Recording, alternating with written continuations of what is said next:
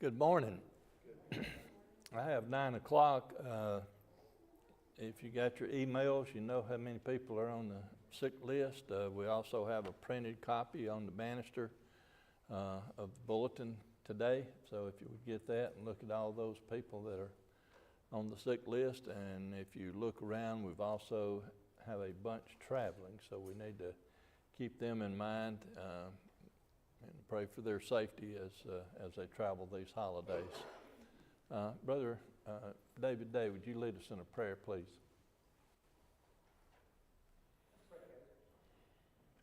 Heavenly Father, thank you for this day you bless us with. Another Lord's Day we have to come together here at this place and worship Thee. Father, we're thankful for your Son and our Savior that came to this earth and died for us to give us a hope, eternal life with you in heaven. Father, as we study your word, let us look to it as the truth that it is. Learn from it, Father, make application in our lives, and we can be better servants of you and those around about us. Be with Larry as he leads us, be with us. Let us have total hearts today. In Christ's name, amen. Amen. Nehemiah.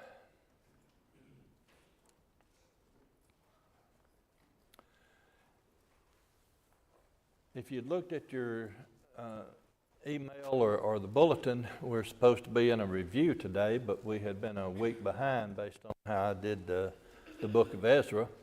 So today we're going to go through the book of Nehemiah as much as we can. We'll probably be dealing with a little bit of review as we go through it, and then next week will be a week of review, and then we start a new year. Nehemiah. The best way to look at this book is I've got some markers along the way how the chapters are divided up as we go along, and it is pretty much in sequence. If you look at chapter 1, for instance, verses 1, 2, and 3 deal with a report coming to Nehemiah from Jerusalem. And verse 1 tells us where he is and when it is that all this is taking place. And then from verse 4 through the rest of the chapter 1 is Nehemiah in prayer to God. So if you look at verse 1, it says, "The words of Nehemiah, the son of Hachaliah, and it came to pass in the month Chislev, in the 20th year, as I was in Shushan the palace." Where have we heard the term Shushan before? Shushan the palace. Yes, ma'am. Book of Esther. She was in Shushan, the palace, or that's taking place there. So here's part of the review. If you recall, we've talked about Ezra basically being divided into two parts, chapter 1 through 6. And then we get to the story of Esther, and then the rest of the book of Ezra, and then Nehemiah then tags on to that. So back to verse 1 then, and what 20th year are we talking about? And who are we talking about? Whose 20th year? If you look at chapter 2 and verse 1, it starts tying it together because it says, "It came to pass in the month Nisan, in the 20th year of Artaxerxes the king." All right, so we're dealing with Artaxerxes, and it's in his 20th year. So who is Artaxerxes besides the king at this time? Who is his father? Who is his mother? Here we have to go outside the Bible to try to tie a few things together, but if you will look at the book of Esther, next book over, when we had dealt with Ahasuerus, we had also said that his name was Xerxes the first, and that he reigned and ruled sometime between 486 to 465. Well, as it works out, Artaxerxes is Xerxes' son. Now, again, there's 2 or 3 different areas that you can look at, but I think the most reliable one, and this is not in the Bible, this is outside the Bible, where the Herodotus and some Greek writers and from what cuneiform tablets they can come up with, Xerxes had Artaxerxes by Vashti. And what do we remember Vashti as in the book of Esther? She is the one that refused the king Ahasuerus or Xerxes. Now, we don't have time to fully develop this and go into it, but basically, Ahasuerus and Vashti were first cousins on their father's side, which would have been one of the Dariuses, and was second cousin on the mother's side, Atola. So, and they were married before he became king. He became king when he was 35 years of age, and had three kids, and Artaxerxes was the youngest of the three. But the most reliable sources we can find outside of Scripture points that Artaxerxes was Xerxes' son. And in his 20th year, so if Xerxes died in 465, he ruled from 486 to 465, he died in 465, so Artaxerxes took over in 465. So in his 20th year, that would make the time frame then be somewhere in the 446, 445 time range. Now, the reason we always want to hedge a little bit, a plus or a minus on a year, is if you look at verse 1 of chapter 1, it says in the month of Chislev. That relates to our November time frame. And if you look at verse 1 in chapter 2, it's Nisan, which would have been April. Well, if these are in sequence, how come April is coming after November? Remember here it says in the first year of. So it's not what we look at as this is 2023. Next year would be 2024. So it's not by the year, but in the year of, his reign of. So if he took over in 465, then 20 years later in this month of his reign, and then still later, so he took over somewhere outside of January as we would look at it to put things. But it's perfectly in sequence if you look at it that way. And then Shushan the palace. Now we had mentioned before that this, when we looked at Esther, that it was, there's no place that they can find called Shushan, and the palace is also translated in some of the other literature as city, the city. And it's Susa, S-U-S-A, would be the city. And that city is located approximately 200 miles to the east-southeast of Babylon, just to give you some reference of where things are. And again, as we remember Esther, when we look at Ezra and those that were freed by Cyrus to go back, not all went back, because Esther and her family and other families stayed in the region. They had the option of going or staying, and some went, some stayed. So that puts us in a pretty fair time frame of what's going on and who's who. Questions, comments? Nobody? Okay. So then if we, like I say, if we skip down to verse 3 of this, this is where the report comes in from Jerusalem. They said unto me, the remnant that are left of the captivity there in the province are in great affliction and reproach. The wall of Jerusalem also is broken down, and the gates thereof are burned with fire. So the group that had gone back is now reporting back to Nehemiah, telling him everything that's going on, giving him a report. And then, as I say, from verse 4 down through the end of the chapter is Nehemiah going in God to prayer. And the last part of the verse, last verse of that says, "For I was the king's cupbearer." So that gives you the position that Nehemiah has at this time and how he can come in contact with Artaxerxes. Questions, comments on chapter 1?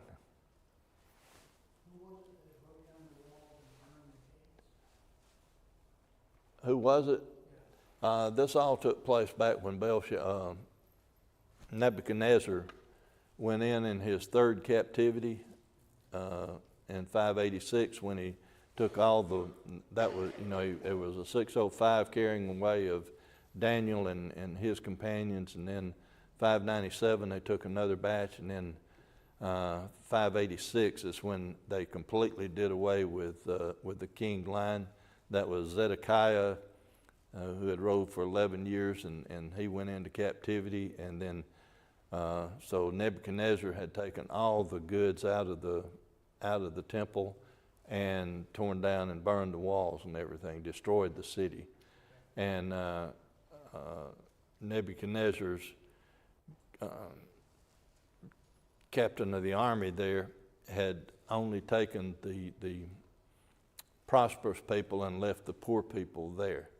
So the folks that went back during Ezra's reign, their whole process was rebuild the temple, rebuild the altars and the temples.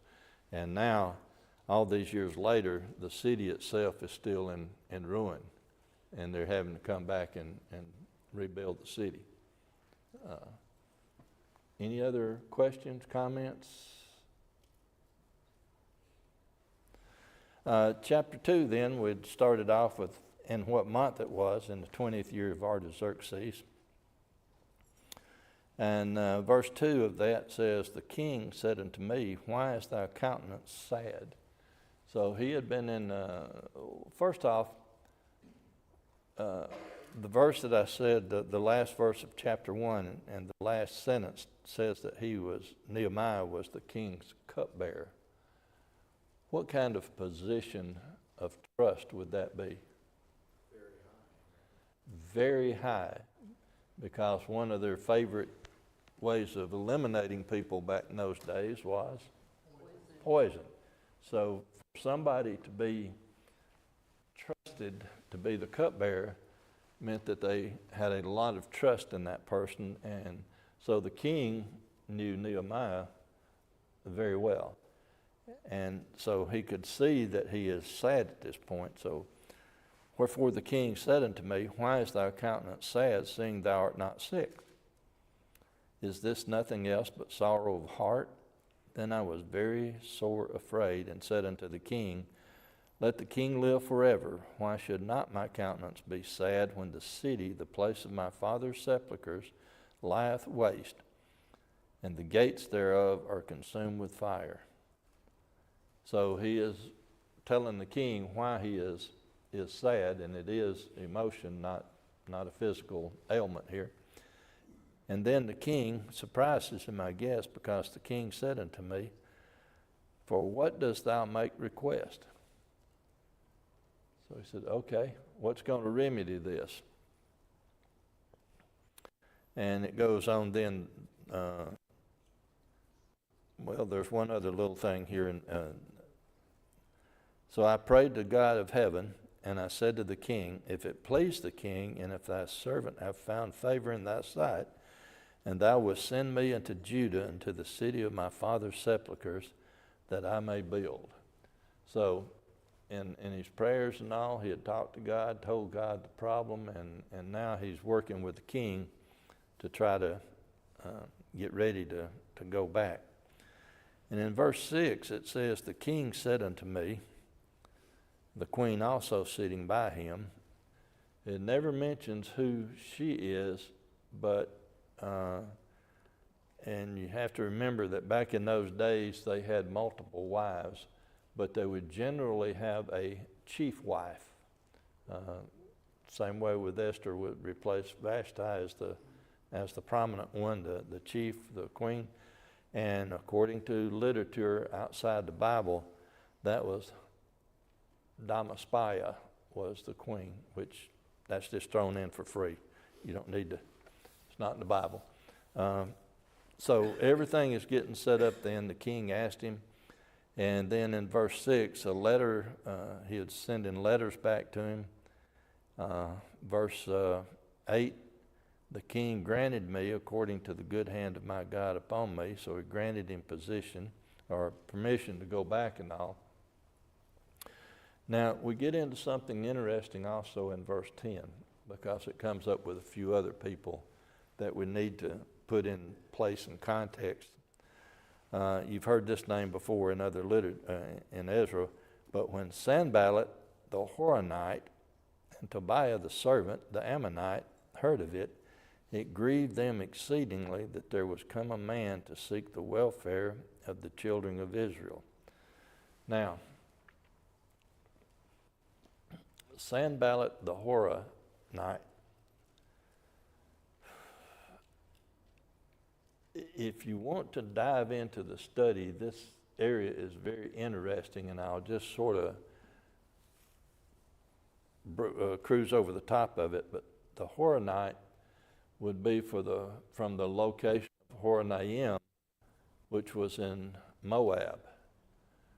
Horonaim and Moab. So this Sanballat was actually a Moabite from the city of Horonaim. And then Tobiah was an Ammonite. So here you've got an Ammonite and a Moabite. And if you look at Isaiah 15 and verse 5, it will let you know that.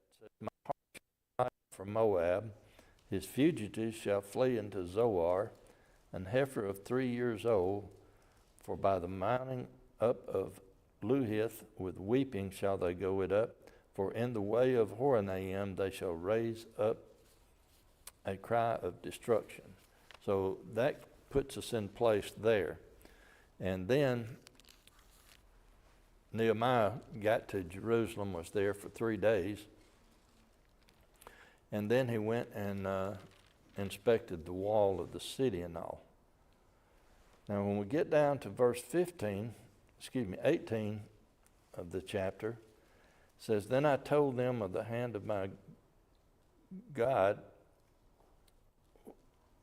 which was good upon me, as also the king's word that he had spoken unto me. And they said, Let us rise up and build. So they strengthened their hands for this good work. So basically, to that point, Nehemiah had gone out and inspected the walls to see what needed to be done, just how bad a condition it was in. Then he talked to the people, and the people said, well, let's do it. Let's rebuild. Then in verse 19, Sanballat, Tobiah, and then they're joined by a third person, Geshem the Arabian. Heard it. They laughed us to scorn, despised us, and said, What is this thing that ye do? Will ye rebel against the king? So we added an Arab to it, an Arabian. Why do we have all these different groups here confronting Nehemiah about building the wall? Why do we have a Moabite, an Ammonite, an Arabian?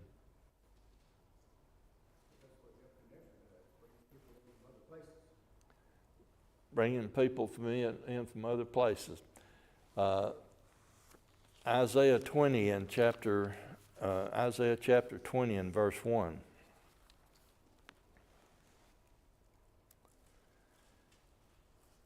In the year that Tartan came into Ashdod, when Sargon, the king of Assyria, sent him and fought against Ashdod and took it.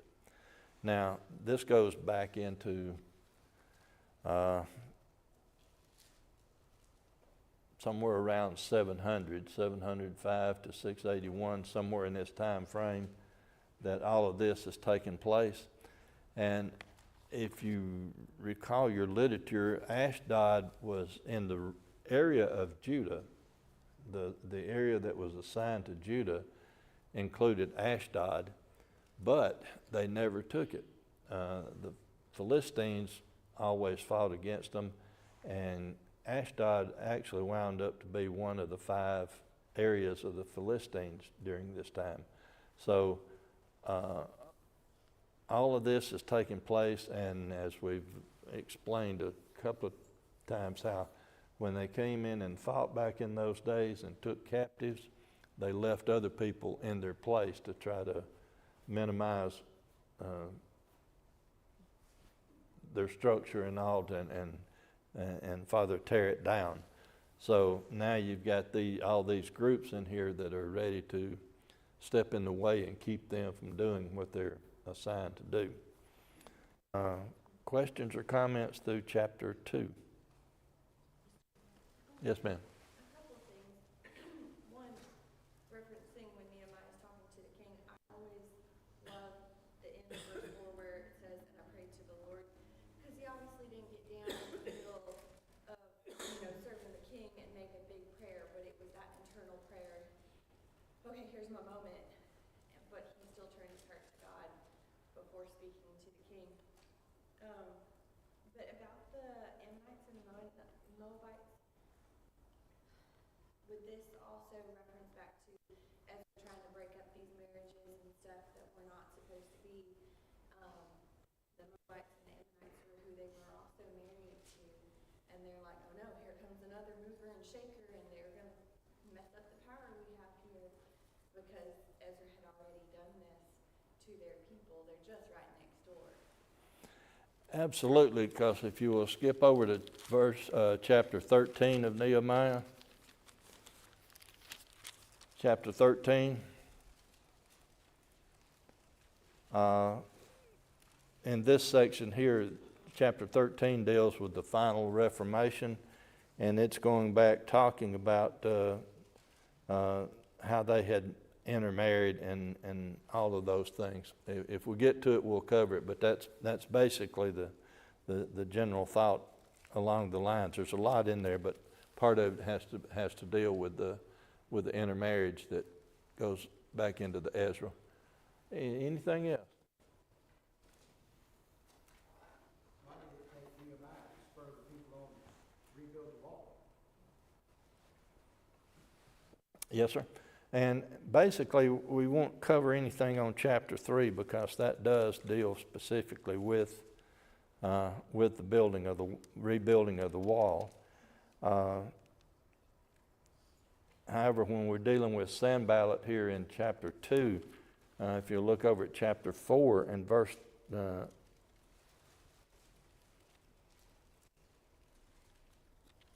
2,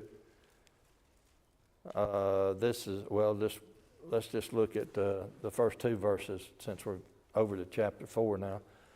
But it came to pass that when Sanballat heard that we builded the wall, he was wroth and took great indignation and mocked the Jews. And he spake before his brethren and the army of Samaria and said, what do these feeble Jews? Will they fortify themselves? Will they sacrifice? Will they make an end in a day? Will they receive the stones out of the heaps of rubbish which are burned? And then it goes down to what Tobiah, the Ammonite, said, even that which they build, if a fox goes up, he'll break down their stone wall. So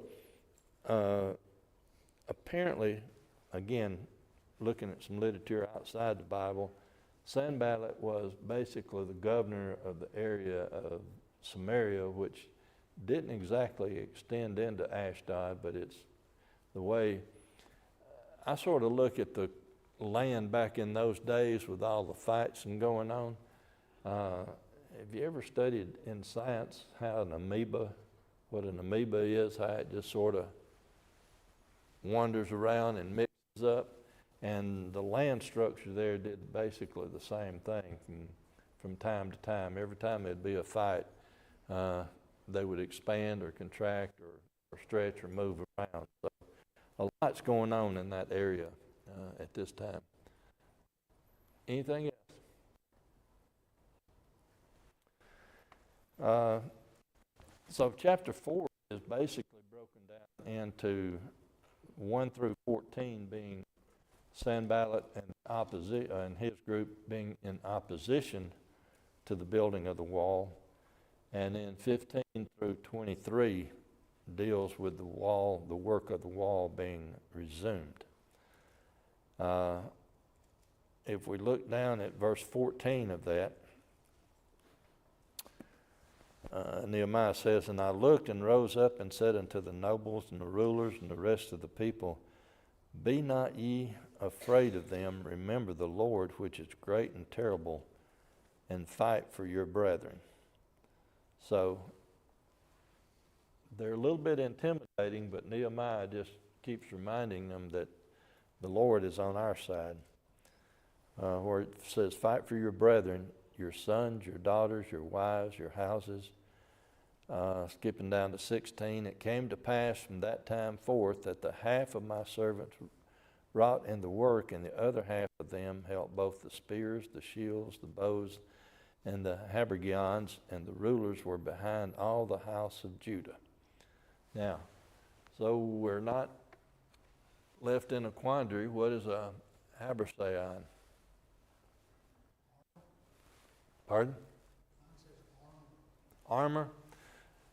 Basically, it's a coat of mail, chain mail. So they were fully dressed for defensive posture. Here they had their coat of mail on. They had their shields, spears. They was ready to fight and protect those that were doing the work. And the only time they took their garments off was to give them a bath. Verse 23, "So neither I nor my brethren nor my servants nor the men of the guard which followed me, none of us put off our clothes, saving that everyone put them off for washing." So they did take time for hygiene, but other than that, they were in a defensive posture the whole time. Questions, comments then through chapter 4? I'm sorry? They did not make it easy. You talking about Sanballat and his group? Yeah, they definitely didn't make it easy. In chapter 5, Nehemiah stops the oppression of the poor, because we'll find out what's going on there, and then the rest of the chapter deals with his generosity. In other words, if we look at verse 5 of chapter 5, well, let's just go back to 1. Verse 1 to put things in a context. "There was a great cry of the people and of their wives against their brethren the Jews, for there were that said, We, our sons and our daughters are many, therefore we take up corn for them, that we may eat and live. Some also there were that said, We have mortgaged our lands, vineyards, and houses, that we might buy corn, because of the dearth. There were also that said, We have borrowed money from the king's tribute, and that upon our lands and vineyards."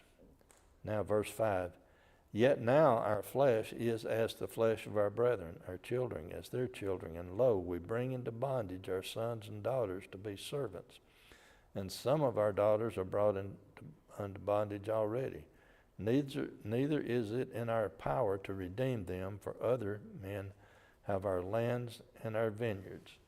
So the people that had gone back, instead of living under the old Jewish laws that everything went back to the one that was given to every 7 years, here people were, they had gone back, and they, in essence, were indentured or slaves, if you want to look at it that way, because they had to pay and feed all the government officials and everybody else, which left almost nothing for them. They were just barely surviving. So Nehemiah, after he hears this in verse 6, he says, "I was very angry when I heard their cry and these words.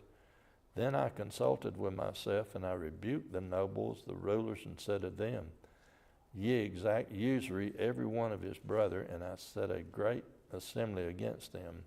And I said unto them, we, after our ability, have redeemed our brethren the Jews, which were sold unto the heathen, and will ye even sell your brethren? So here, Nehemiah is pointing out, you're no better off than the Babylonians and the others that took them into captivity. You're doing the same thing. So he gets that straightened out. And then in verse 14, it talks about what he had done all the time. See, all the time he had been there, he had never done that. It was just the others. And now he's heard about them and gets them straight. Because when we pick up in verse 14, it says, moreover, from the time that I was appointed to be their governor in the land of Judah, from the 20th year even unto the 32nd year of Artaxerxes the king, that is 12 years, I and my brethren have not eaten the bread of the governor. Now, what that means is, who was governor? Nehemiah. Says he has not eaten the bread of the governor. What does that mean? If he's the governor, why hasn't he eaten the bread of the governor?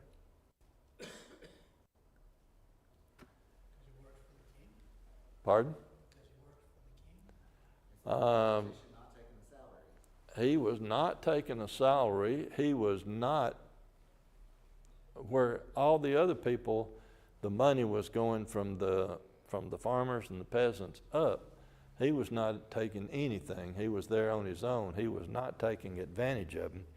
As a matter of fact, as we're going down through, the next verse says, but the former governors that had been before me were chargeable unto the people, and had taken of them bread and wine, beside 40 shekels of silver. Yea, even their servants bare rule over the people, but so did not I, because of the fear of God. So Nehemiah was living the way he was supposed to, and he was not taking tribute from those that he was ruling over at that time. And the next verse, verses 16 through the rest of the chapter, deals with, I also continued in the work of this wall. Neither bought we any land, and all my servants were gathered neither unto the work, or thither unto the work. Moreover, there were at my table 150 of the Jews and rulers, besides those that came unto us from among the heathen, and that are about us. So he was not only taking tribute from others, he was feeding others. So this, like I say, this just last section of this chapter deals with his generosity. Questions, comments through chapter 5.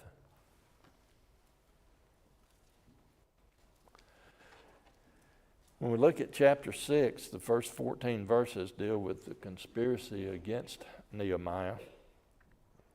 In essence, Sanballat and his group was wanting to get rid of him.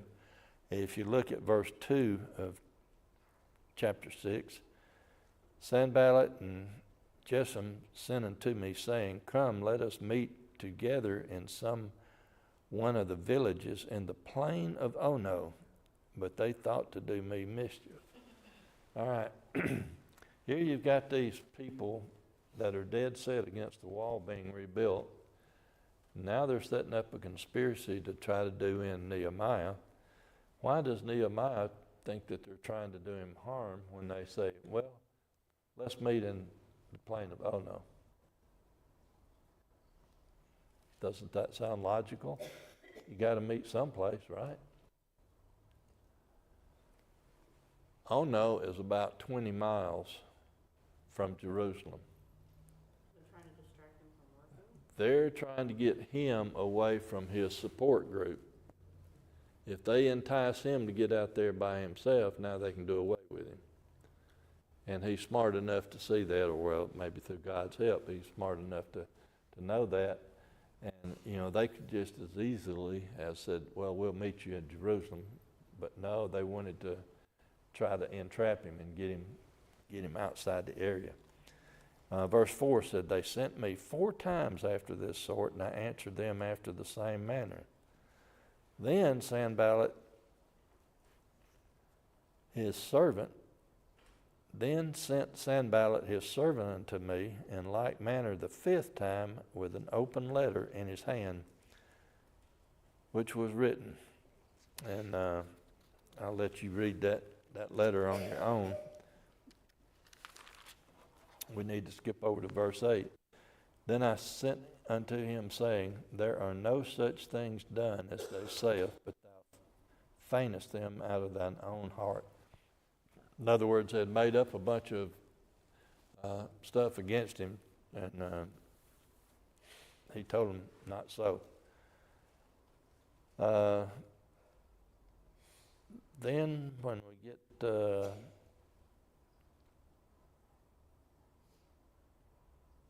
heard a lot of sermons, Larry, with the title, "Oh no" to Obed, about his resilience, and he was not.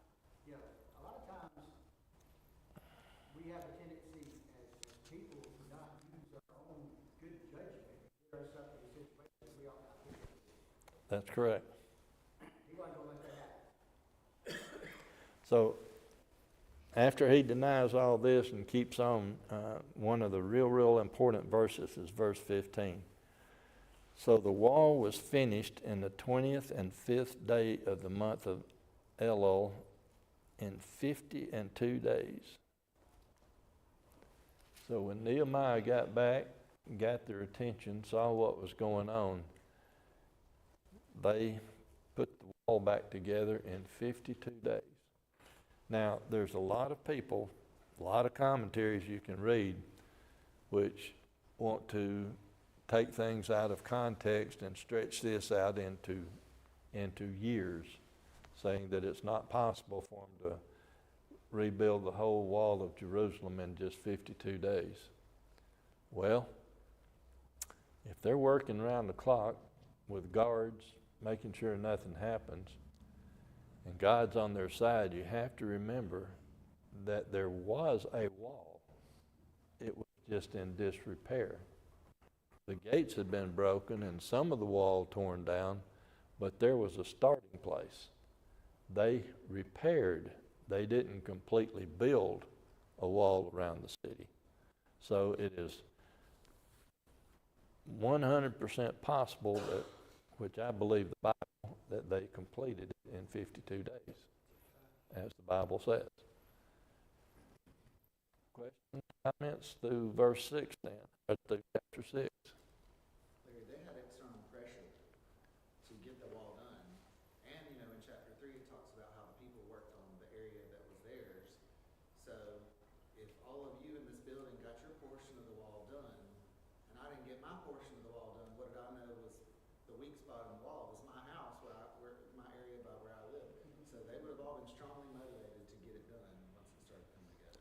Yeah, if you put the Bible together with some of the other materials, you can find out that they'd actually had them broken down into 37 work groups, each tackling a different portion of the wall. So, good point. Yes, sir.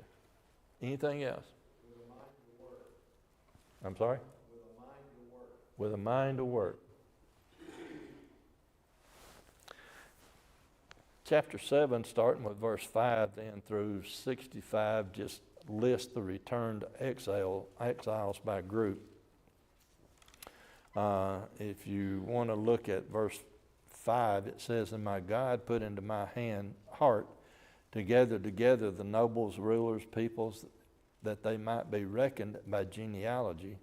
And I found a register of the genealogy of them which came up at the first, and found written therein, These are the children of the province that went up out of captivity, and those that had been carried away from Nebuchadnezzar, the king of Babylon, had carried away and came into Jerusalem to Judah, every one into his city. And then it goes down, and like I say, through verse 65, it just lists all the people by families that came back.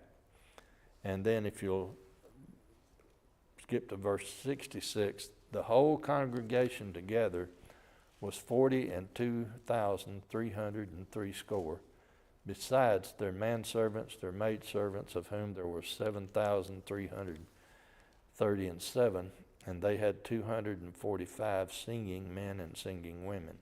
So if you total all that together, there's 49,942 people on that registry. Anything on chapter 7?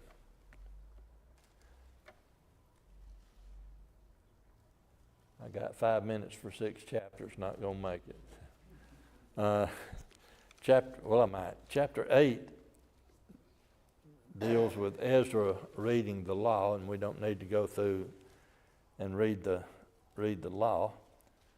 But I will skip down to verse 13. And on the second day were gathered together the chief of the fathers of all the people, the priests, the Levites, and to Ezra the scribe, even to understand the words of the law. And they found written in the law, which the Lord had commanded by Moses, that the children of Israel should dwell in booths in the feast of the 7th month. Now this feast of the 7th month would be the Feast of the Tabernacles, which was the feast that represented their wanderings for 40 years to take care of that. Chapter 9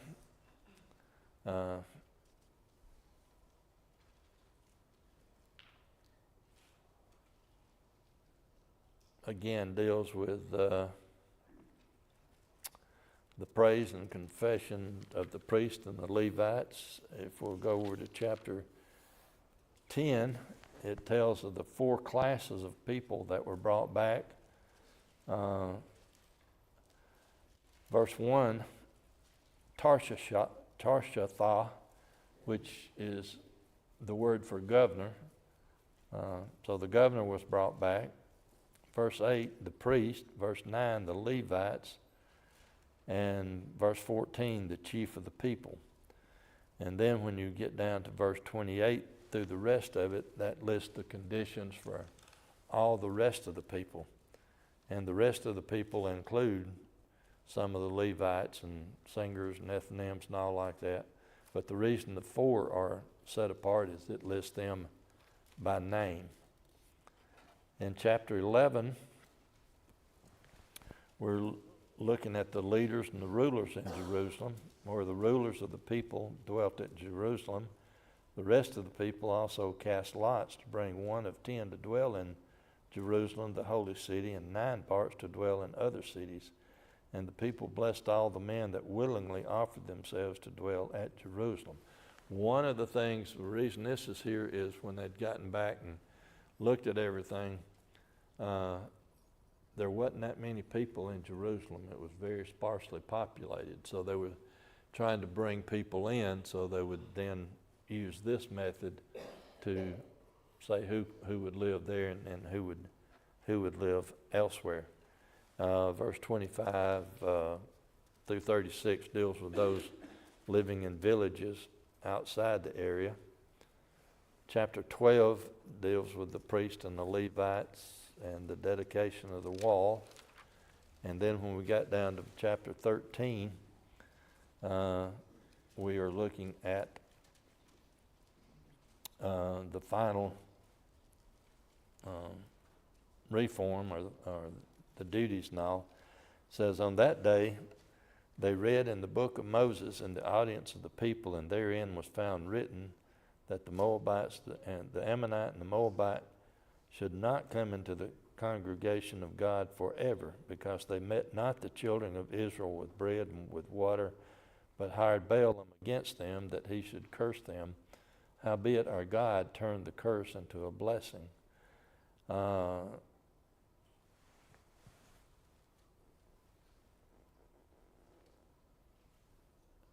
to verse 7, I came to Jerusalem and understood of the evil that Eliashib did for Tobiah in preparing him a chamber in the courts of the house of God. So again, they desecrate that area.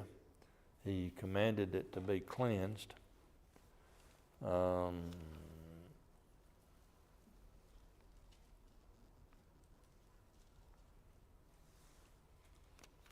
Trying to find the verse that was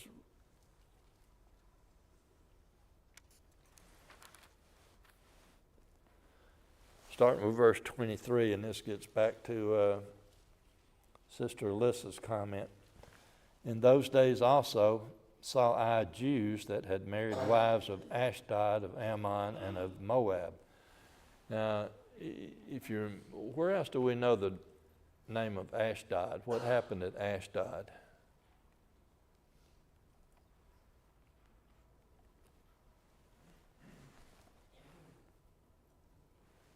Remember the story about going there and putting a statue up next to Dagon, and Dagon kept falling down and breaking, and people to this day don't step on the threshold of that temple when they cross over.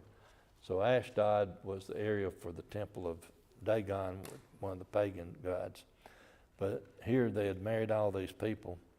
Verse 26, did not Solomon, king of Israel, sin by these things? Yet among many nations was there no king like him, who was beloved of his God, and God made him king over all Israel. Nevertheless, even him did outlandish women cause to sin. So again, this ties back to what Sister Alyssa said about one of the reasons there of the Ammonite, the Moabite, and the Arabian and all, and Samaria dealing with this. And I hadn't heard the bell ring, but my time is up. But I'm going to try to read the last few verses. Shall we then hearken unto you to do all this great evil, to transgress against our God in marrying strange wives? And one of the sons of Jehoiada, the son of Eliashib, the high priest, was son-in-law to Sanballat the Horonite. Therefore I chased him from me. Remember them, O my God, because they have defiled the priesthood and the covenant of the priesthood and of the Levites. Thus cleansed I them from all strangers, and appointed the wards of the priest and the Levites, every one in his business, and for the wood offering at times appointed, and for the first fruits. Remember me, O my God, for good. Thank y'all for your comments, your attention.